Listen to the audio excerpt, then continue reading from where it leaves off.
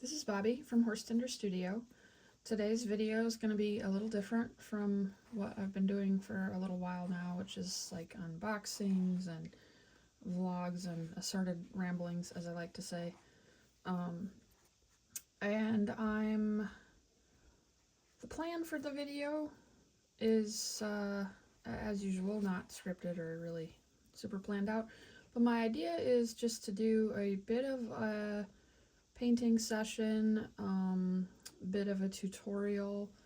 You might have seen some other videos I have on here that I had filmed a while back, attempting to do some tutorials for painting, hand painting and craft acrylics, which is my jam.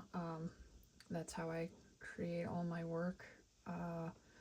And NaMoPaiMo is coming around again. It's next month. Sign-ups are going to start on the 20th of January.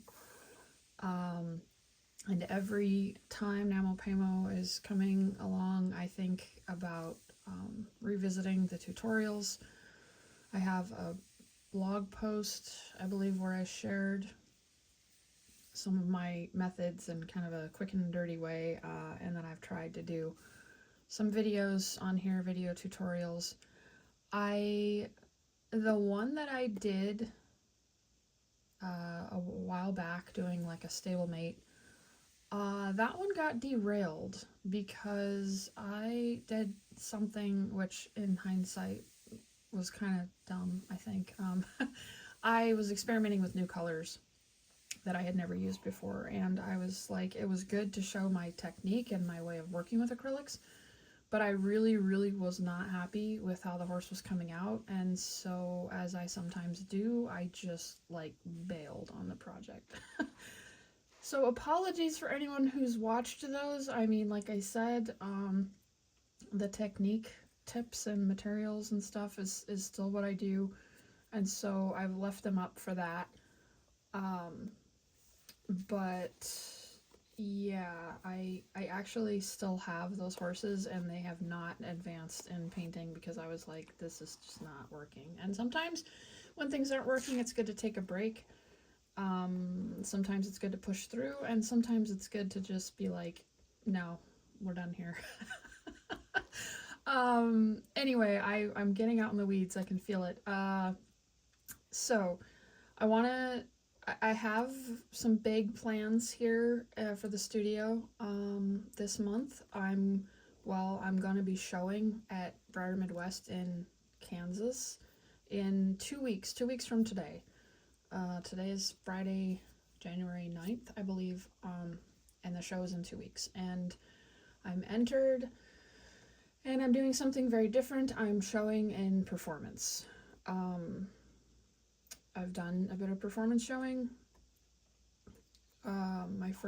What I consider my first kind of serious attempt was back in September at the Stone Little Horse Show. And I'm trying again, and this time it's going to be Breyers, and it's going to be all scales, including the horse in front of you. You may have seen him in the background of a lot of my videos lately because we're now seated at my messy tack desk, but usually I film my impromptu videos at my tack desk. This is the painting desk. I film at the tack desk, and he's been in the background of, like, I think most of my videos, just sitting on the top of a shelf, just kind of waiting. This is the Breyer Bristol mold, braided Bristol. Pretty sure this is Voyeur. It was the actual model. I started prepping him. I got him mostly prepped, and then I put a light coat of white primer on him, and that's pretty much where he sat. The plan for him was to actually show him at Breyer West 2 years ago, I believe. That's when I came up with the plan of what color I wanted to do on him, and I also named him. So we're going to get into a bit of the story time aspect of this video, and then hopefully we'll get to painting if I don't ramble on for like a half an hour. So I am not sure exactly where the origin of the story started as far as what made me think all of this for this horse, but he is going to be a thoroughbred. I'm going to show him as a thoroughbred, and he's going to be white. So the dominant white or maximum white, or I don't really know what the current like genetic terms are, but he's going to be white. Um, a white thoroughbred stallion. Um, I do remember that I saw some pictures of a white thoroughbred in Japan jumping. I don't know if it was like a retired racer or because they do have famously some white and white pattern based racehorses over in Japan. Buchiko is probably the most popular. Um, I can't remember the other one's names. Sodashi, maybe? I don't know. I wasn't prepared for that. Anyway, if you look up white thoroughbred, you will see a ton of pictures of Japanese racehorses. But I think around this time that I made the plan for this guy, I saw a series of pictures of a Japanese white thoroughbred jumping, show jumping or hunter over fences type thing, and I was like, oh, that would be so cool. And I think I already had this guy in my body box, and I thought, okay, he's gonna be a white thoroughbred, like a white,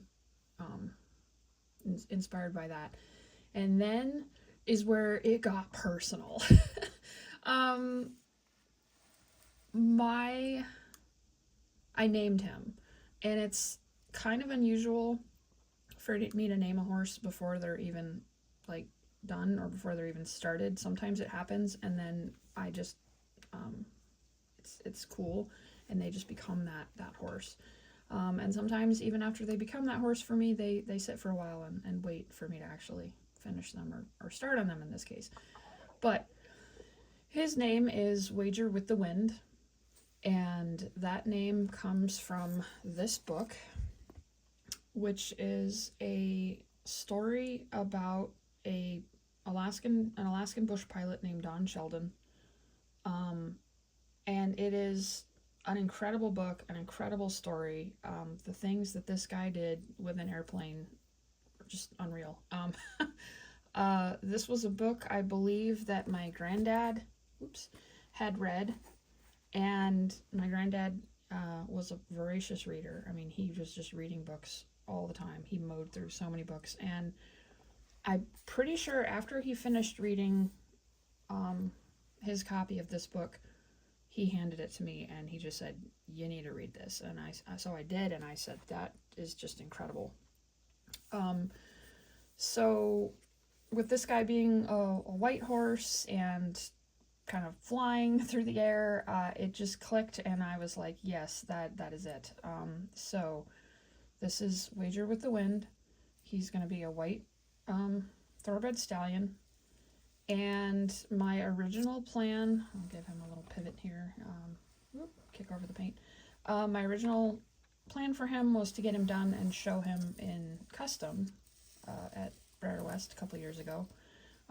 He didn't make it. And now I've decided I'm going to finish him for showing in performance in 2 weeks. Part of the reason for that is that I randomly have an amazing hunt seat saddle from Jennifer Buxton of Breyer Saddlery. I won it as a door prize at the Jennifer Show in 2019, which I still can't believe. It's been many years now, and I can't believe that I own that saddle. And I would really like to show it. All the other tack, basically all the other tack except for that saddle is going to be tack that I'm making, that I've made. I'm also going to have to make a bridle for this guy because the bridle that came with the saddle doesn't quite fit him. So I'll be doing my best to make a bridle to kind of go with that saddle for this guy. And then I think I'm also going to try to make one of those 5-point breastplates for like the eventing, because I'm hoping to show him. I'm actually hoping to show this guy in like every English class that I can figure out how to put him in. I've got some crazy ideas there. So, but first, we gotta paint the guy. So let's get out of the rambling story time intro that's like, I don't know, 10 minutes, it looks like at this point. And if you've made it this far, I thank you for that. I will try to stop rambling sitting here behind the camera. But he is what I would consider mostly prepped. Prep is never done. But I'm just going to call him good. I've dusted him off because he's kind of been sitting for, like 2 years now. So I've dusted him off, and I'm just going to start slapping some paint on him because I'm feeling a bit of freedom in showing and performance. I'll start putting my paint together here. I'm feeling a bit of freedom, and maybe I can let go of a bit of perfection or attempted perfection in the customizing aspect, because I feel like there's just so much that goes into a performance entry. And I may be wrong, but I'm telling myself that it might matter a tiny bit less if the horse is perfect, which, nothing is perfect. So anyway, I'm just using it as an excuse to paint the dang horse. So this is a paint mix that I got actually off of the NaMoPaiMo group. It's from Mel Miller, and it's her white mix that she says she uses, because using straight white doesn't necessarily look right. So I'll just show you. I mixed it up in 24, looks like. White mix, 10 to 11 parts of Folk Art titanium white, and then 1 part of golden iridescent gold. And that's what she had suggested using for white markings, I believe. And we're just going to do the entire horse white. So I've globbed some in my thing, in my palette. I love this ceramic palette. It's one of my favorite things. I got it when I was in Japan, but they are available everywhere. But for me, it's just a little extra special because I got it over there. And I use it all the time when I'm painting.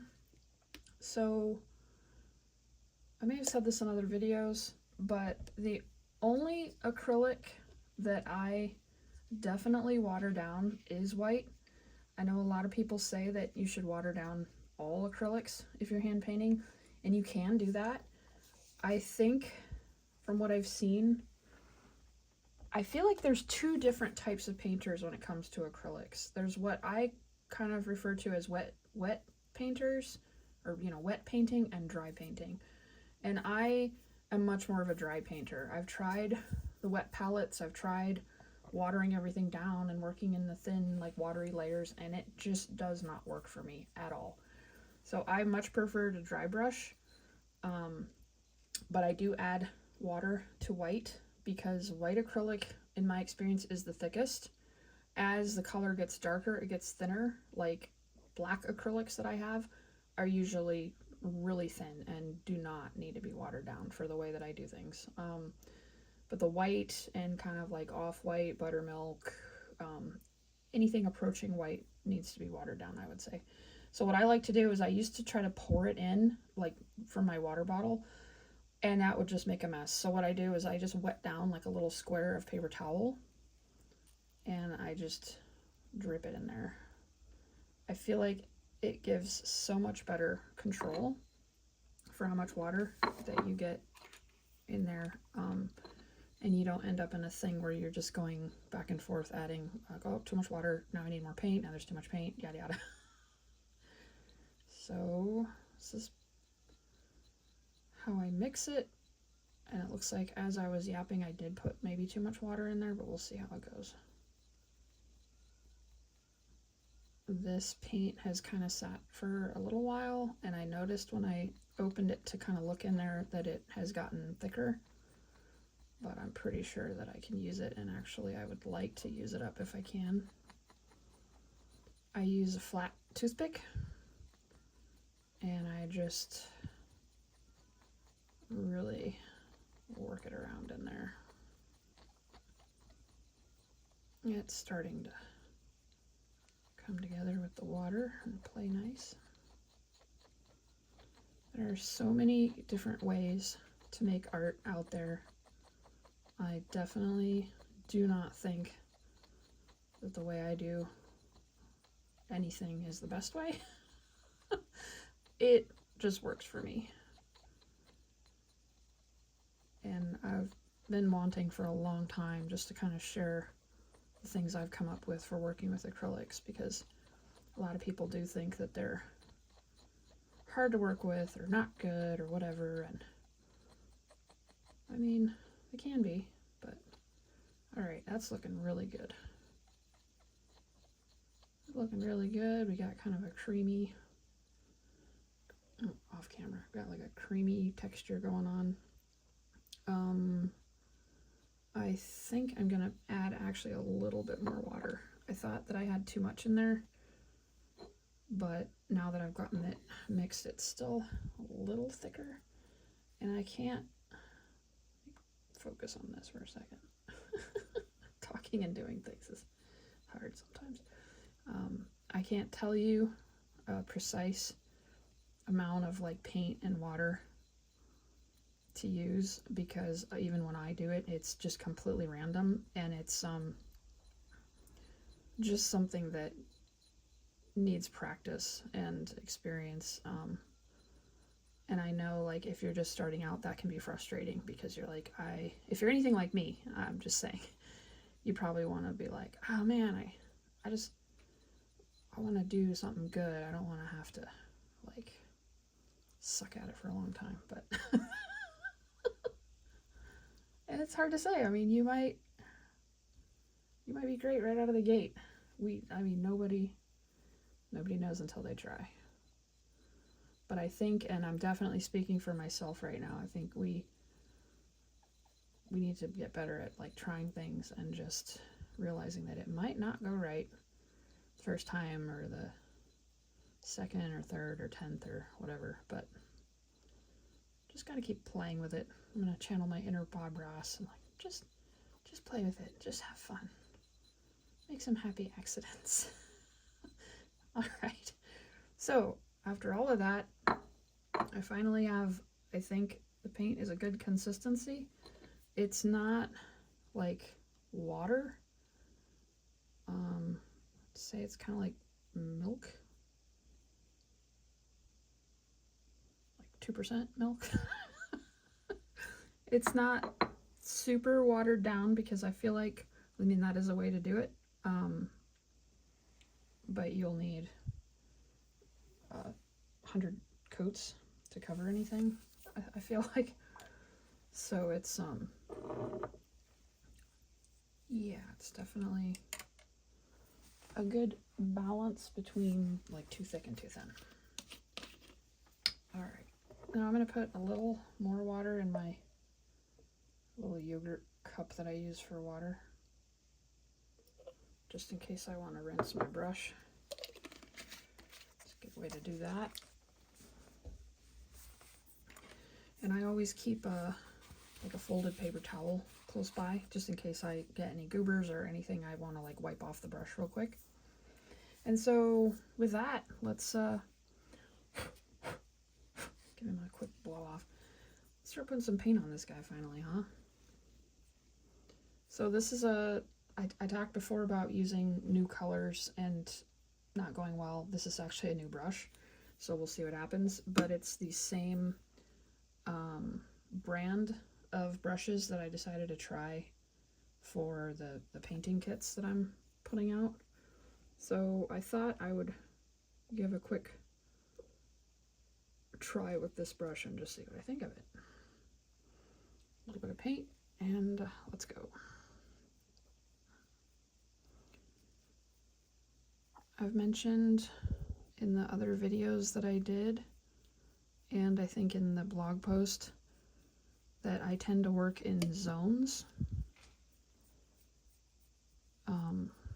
So like the head is a zone, and I kind of stop at the edge of the head. Yeah, I think this paint is a good thickness with the water and stuff. So another thing that is kind of new for this video is that I have not done a lot with traditionals, and they still, to be honest, they still just scare the crap out of me, because I mostly work in minis, and acrylic does dry fast, which a lot of people say is a negative part of it. I happen to think it's a positive if you can work with that, because I can finish, like a mini, I can finish an entire horse if I manage to not get distracted, which is a big thing. I can finish an entire mini in probably a couple hours, because it dries so fast, and that's just sitting right here. Like I don't have to get up and you know, put on like layers of sealer like with pastels, or I don't have to like clean the airbrush, or I don't have to wait for oils to dry. I'm just kind of spitballing different things that other mediums require, and I'm definitely not saying that any of those are bad. I'm not saying like pastels are bad or oils are bad or what. I'm not saying any of that. It's just something that I've noticed with acrylics is they allow for, you know, if you wanted to, you could sit down and just finish a whole horse. And for me, like in a short time, and for me, especially because I'm a queen of the last minute in NaMoPaiMo and other things, I tend to do arguably maybe my best work at the very last minute.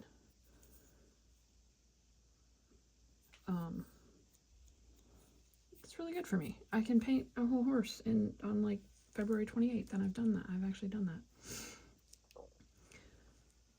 So I've got just a quick first layer on this side of his head, neck, shoulder, and down the front leg. And the head is already dry, except for like down in here where it's still wet. It got a little thicker. Let's see, I've kind of been holding him by his stand, but I think I'm going to transition to holding him by his butt. I might actually take his stand off. Yeah. No, I'll leave it on because I'm going to want to set him down at some point, and it might be hard to wrangle all that. Okay, so this is kind of hesitating because this is the part that scares me about traditionals. It's just like acres of plastic right here that needs to be covered.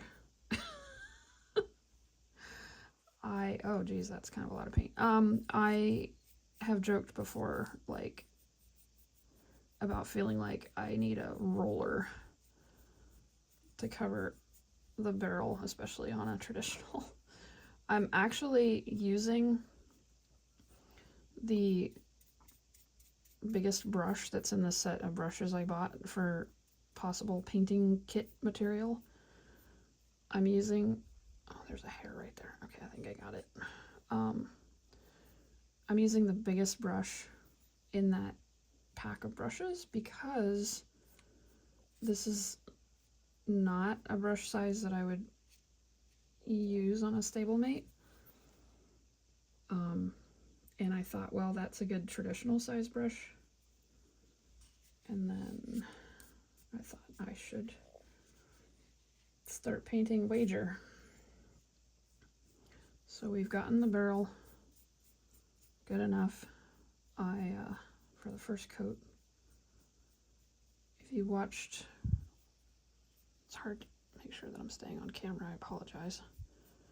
this is kind of a test run. This video is kind of a test run for the instructions I want to do for, there's another hair. Kind of a test run for the videos I want to do for the painting kit instructions. Because it's been a while since I've tried to do any sort of instructional content, and I thought, well, it might be good to practice a tiny bit with a different setup. I was gonna use my camera, like actual camera, to try to film this, and I might for the actual like kit videos, but I kept kind of procrastinating, trying to get the camera set up and figure everything out. So this is just on my phone. Depending on how it looks, I might just run with my phone and work on trying to be all fancy with the camera at a later time.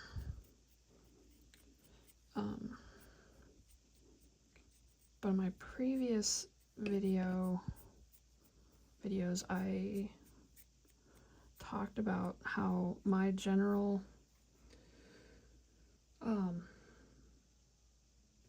thing with acrylics is I say get in and get out. So you need to put the paint on as quick as you can, just smooth it out and then leave it alone, move on. So I've gotten this whole side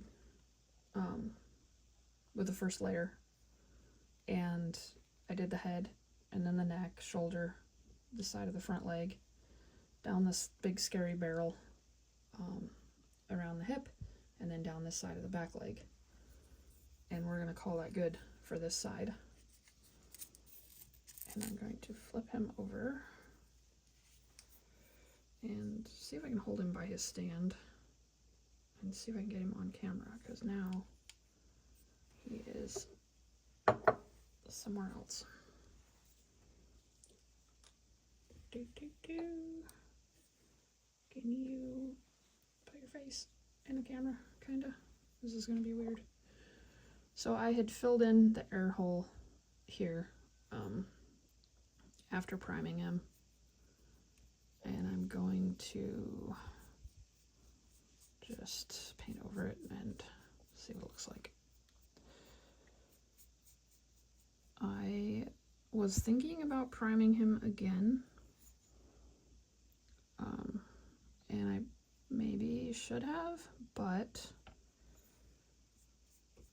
also in the interest of trying to possibly get him done, and it's not just him, I have many other horses that I'm working on, including a couple of pretty big like resculpts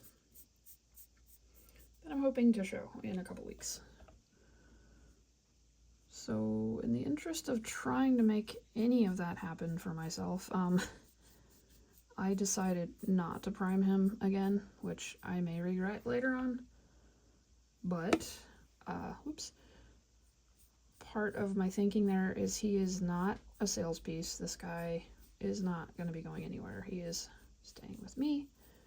And so, worst case, if I have to strip him and repaint him at a later time, I can do that. I feel like having the ability to like go back and fix things if I need to offers, oops, I keep whacking the thing holding my phone.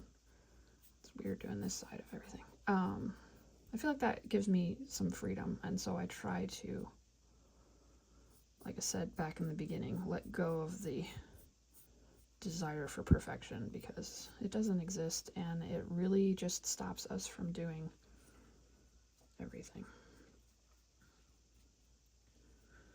I'm gonna be doing,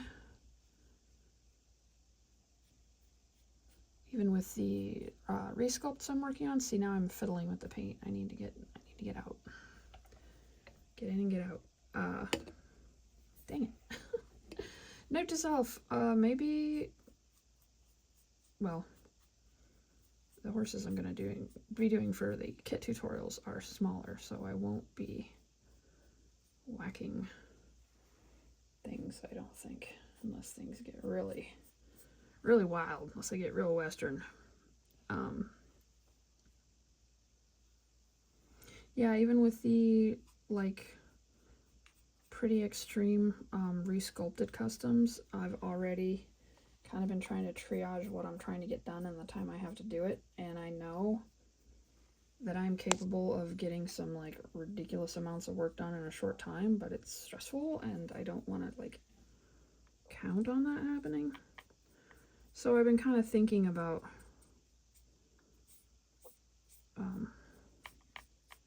things I can do with them to kind of hurry the process along, and then later on, if I have to go back and fix them or whatever I can, because there's one of them that will be for sale, so she's gonna be legit. I will be spending a lot of time on her, but there's another one that is for me that's a pretty ambitious project, and I might think about revisiting her and tweaking some things later on. I apologize for being vague, but what I'm doing with her is a surprise, and I don't want to give it away, so yeah, it'll make sense later. The full vision I have for her, I might not actually have time to do. So I guess that's the point of that ramble. Going back into the scary barrel, I see another hair. Hairs just happen.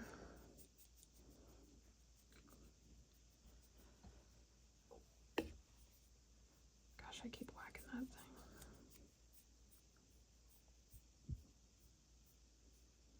He's got some goobers on his side. I'll try to sweep those out real quick. This barrel looks kind of streaky, and I would like to mess with it some more, but I shouldn't, so I'm going to keep going.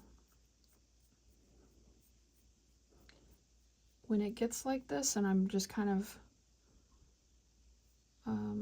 living dangerously as the paint is starting to dry, but I still really want to smooth it out some, I'm holding the brush super lightly, like I barely have it in my fingers, like barely have a grip on it, and I'm just very, very gently pulling it over the top. But like I said, the best practice is getting it out. I tell myself that all the time. You're going to hear me say it a lot in any tutorials I try to do about acrylics.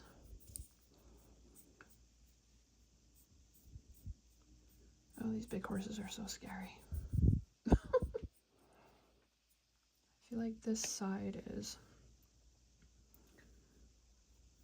a little harder than the other side. For some reason, I'm having a little more trouble here. Probably throwing myself off because I keep whacking my phone with my paintbrush, and I'm like, stop doing that. People are going to be watching this like, what is she doing? Apologies. Apologies, y'all. I don't know what I'm doing. Okay, we're going to come down the front of the leg. We're going to whack the phone again. I mentioned in my video about base coating that I don't, with the first, especially with the first layer, I do not worry about getting into every little crevice detail, because if you do that, chances are high that your paint is going to start to set up and get tacky, and that's how you end up with brush strokes. That's why I keep going on about get in and get out, is people talk about brush strokes with acrylics, and you absolutely will have brush strokes if you mess with it while it's drying. Like, you know, once it starts to get tacky and set up, you don't want to be there dragging it around. So get in, get out. I know I sound like a broken record. I'm going to go ahead and slap some on his tail since we're back here. I didn't do the tail on the other side yet.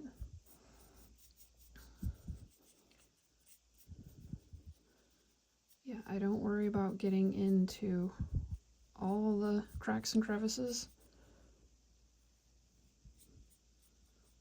I'm just slapping it on and like smoothing it out as best I can, and then getting out of there. I usually use a round brush on the hair because I think it does do a better job of getting into all the cracks and crevices, but I'm just gonna, since this tail is huge, everything about this horse is huge, I'm just kind of going for it.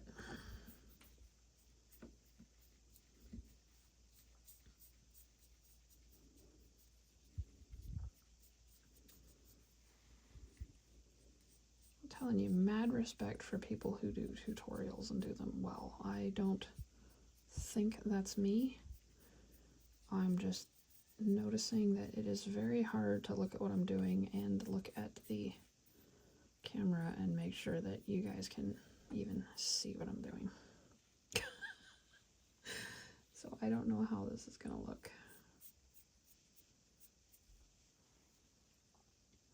Alright, so that's most of the first layer. I'd carved out a little bit of under his jaw here, so I'm just gonna throw some in there. And then I'm also going to try to get, it looks like there was a seam inside of his front leg here that I was sanding on a bit more. So we'll just throw some paint on that. And his chest also.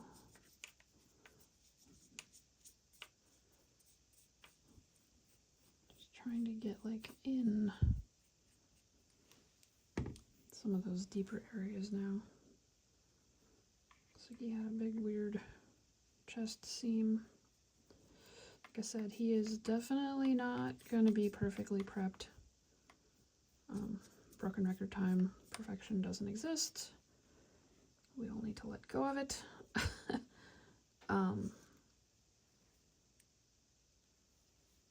But I feel like he is good enough, particularly to strap a saddle on him and put him over a jump. All right.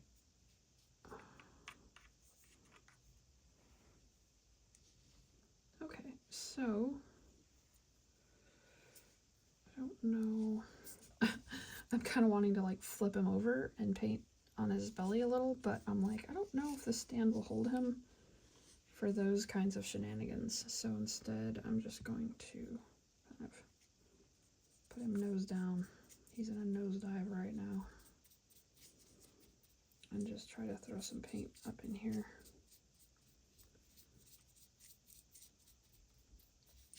Normally when I finish the first layer of a base coat, I'll just keep spinning them around and like just keep going. Like do the second layer, spin them around, do the third layer.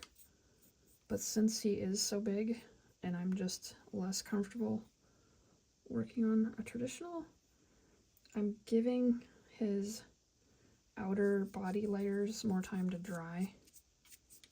And I'm sure they're dry already, but just in case there's a bit of paint in the muscles and things, I'm just kind of fiddling around in some of those areas that the paint might not have gotten the first little speed round of layer 1. Usually I might come back and fill these things in after I've gotten a couple layers on the whole body, but I'm just making it up as I go right now. Okay, so he has first layer of his base color, which is white over white. Probably doesn't look a whole lot different than when I started, but I'm gonna keep going. I'm gonna do probably at least one more layer on him before I've got to get some other work done. But I'm gonna go ahead and stop the video here because it looks like we are at 40 minutes already. That's quite a video for like a one layer of a base coat, but a lot of it was me rambling and mixing paint and other things. So hopefully this has been interesting or somewhat helpful, or just a thing that that you didn't mind watching. I will be back hopefully very soon. I'm thinking probably this weekend, so like tomorrow, the next day, with some more tutorials, because I'm trying to ramp up and get brave enough, I guess, to do the instructions for my painting kit. Yeah, so stay tuned for that. Information on the painting kit as it is now is on my blog. I'll try to remember to put a link to that in the description below. And for now, I'm going to stop rambling. Thanks so much for watching. I love you guys. As always, any questions or comments down below. And see you guys again soon. Talk to you later. Bye.